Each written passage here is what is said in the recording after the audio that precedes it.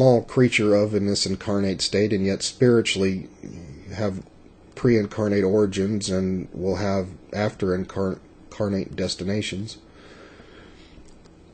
has 4 dimensions.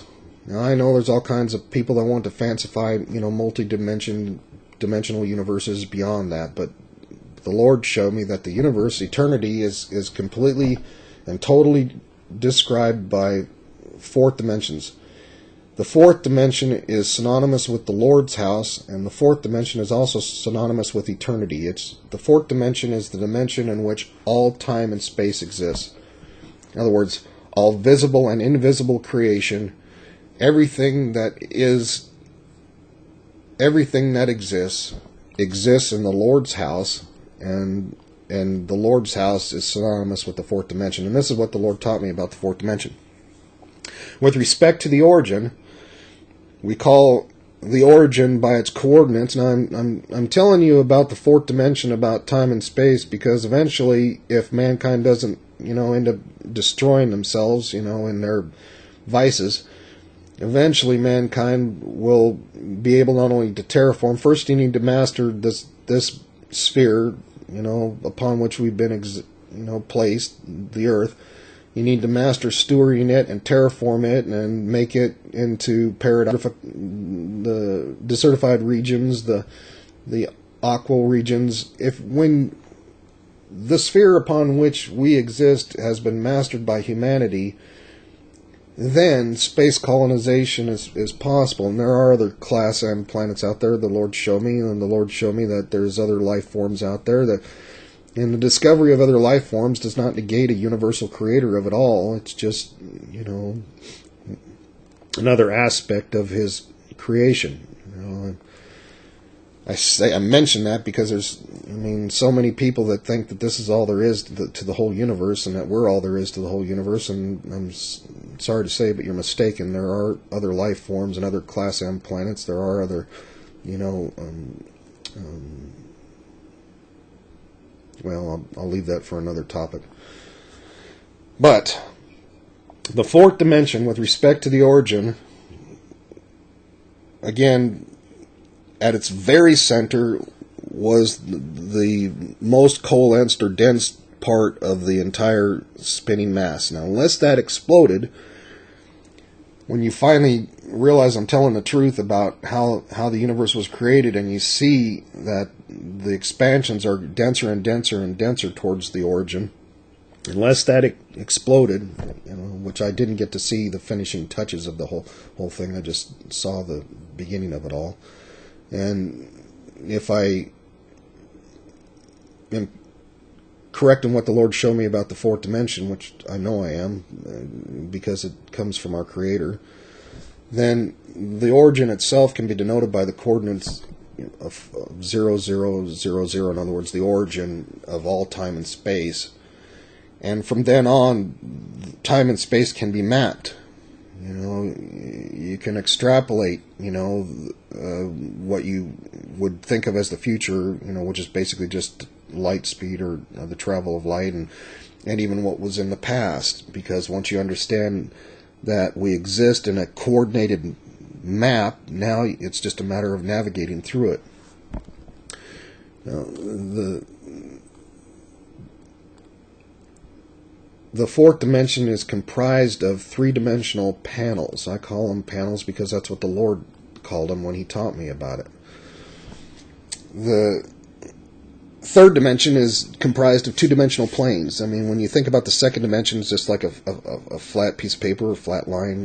If you can think of paper being, when it's actually 3-dimensional, if you can think of it being 2-dimensional, I'm using something thin, a very, a tiny, infinitesimally small point, to describe, the 1st dimension, which is just a single point.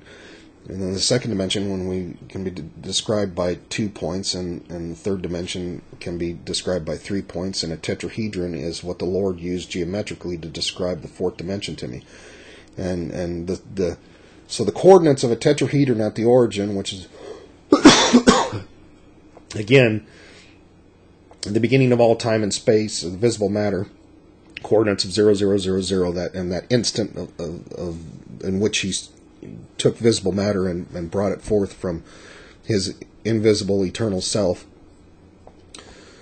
At that origin is a tetrahedron, geometrically speaking, that spins within a sphere, and from that origin, of each instant, in all directions, in infinite directions, you have another instant of say 1111. In other words, 1111 isn't just in a graph that goes this direction. It's in infinite directions of spinning tetrahedrons around the origin that describes that time and space. That describes that part of the fourth dimension of eternity, of the Lord's house. Again, those are all synonymous. Eternity, fourth dimension, Lord's house, all synonymous. So the fourth dimension encompasses everything, all visible, all invisible existence. It's eternity. And within the fourth dimension are all these instances that of visible matter. When we're speaking about traveling through visible matter, through visible creation, through time and space, we're speaking with respect to the origin. 0, 0, 0. And each instant, it could be, if you want to use seconds, or if you want to use milliseconds, or if you want to use nanoseconds, whatever instant you decide to use in time to measure that expansion of space, of material, is infinite around the origin. So what I'm trying to get at is the third dimension is comprised of the second dimensional planes, let's say. Okay? So, and when you comprise that third dimension, you get this, say, in one plane or one angle of what you're looking at in time and space, you get a panel of the third dimension. In other words, you get an instant in that direction of time and space of what the third dimension looks like in that direction. But again, with respect to the origin, that's infinite. I mean, you can look in any direction in time and space, and you'll get a snapshot, which is a panel. Okay, I'm just trying to describe what a panel is. A panel is an instant of time in space, and it's basically, I prefer to look at panels with the respect of the origin, because that's the only stationary, coordinate within. That's the only stationary, coordinate within the. Well, let's say all the coordinates in time and space are stationary, but it's the only stationary, point of matter upon which all the other panels rotate. So it's the only one in all time and space that has that. That's how you can scientifically find it, is that it is where all time and space intersects. That's the origin. And within the visible universe. So if you take those panels and each instant look at them from, say, planet Earth, okay, you're looking at time and space, a panel. Whenever you look in any direction throughout the whole universe, you're looking through panels of time and space. You're looking through instances in time. So, I mean, you're never looking at the third dimension. You're always looking within and at the fourth dimension. People just have only really spoken in terms of the first, second, and third dimension, but the reality is we all exist within the fourth dimension. We all exist in time and space. And so, when you're looking at it from planet Earth, and you look at an instant, you're looking through infinite numbers of panels in time and space. The further you go out, the further into visible creation you look.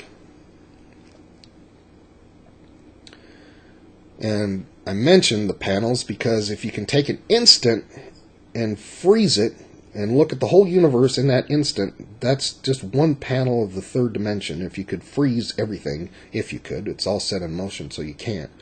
But if you could.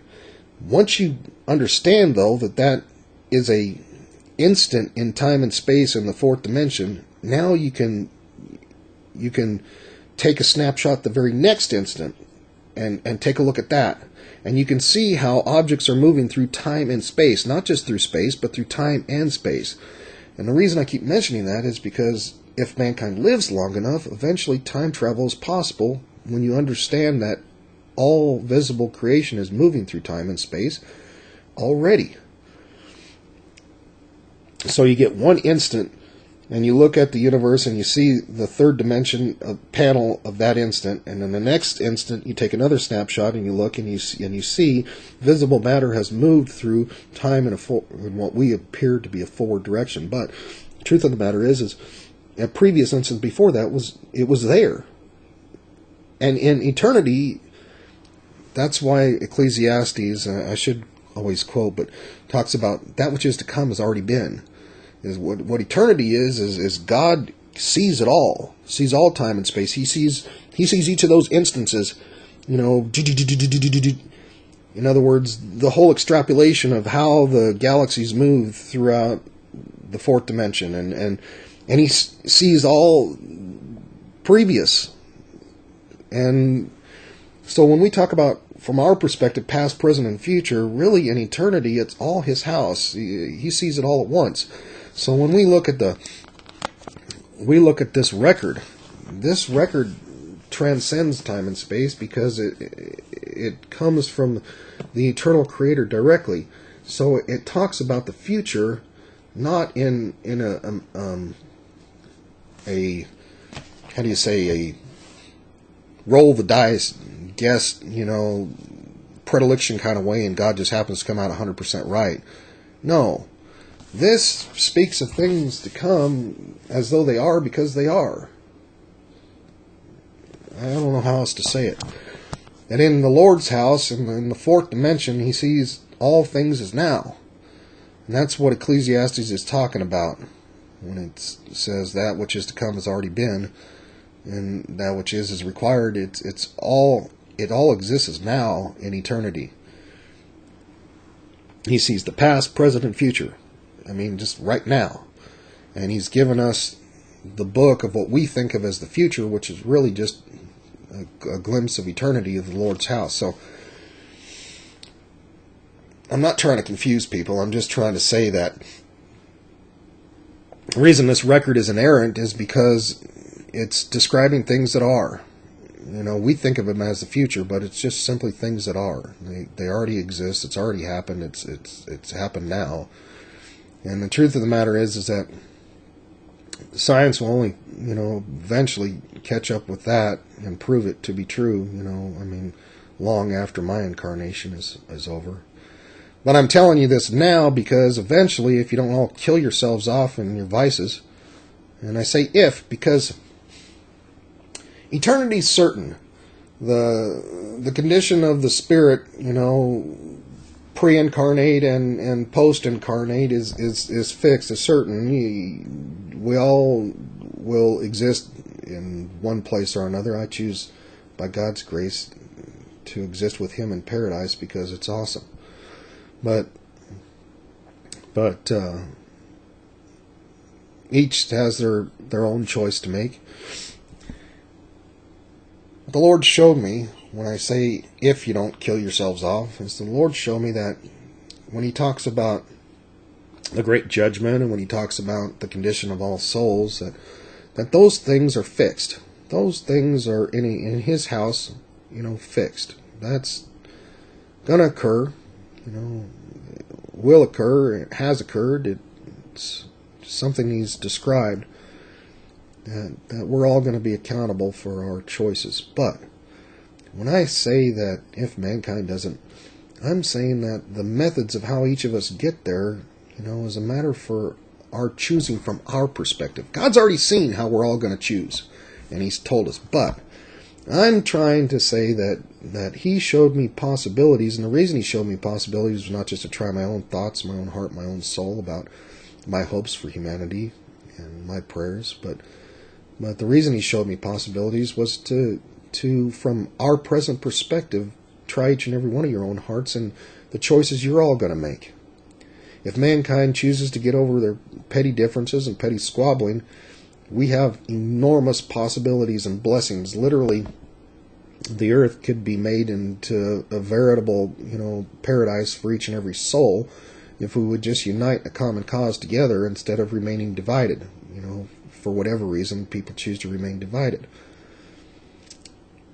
Which brings me to my next topic of pre-incarnation and how divisions actually began. That word division and strife and all originated from, and how it was before incarnation, before mankind was created by our God in the dust of the earth and flesh and blood, which is really, as far as I'm concerned, a great humbling experience, because I do remember what pre-incarnation was like, and to be suffering in a mortal body is actually a very humbling experience and very, very painful. At any rate, I want to talk about that in my next audio visual presentation.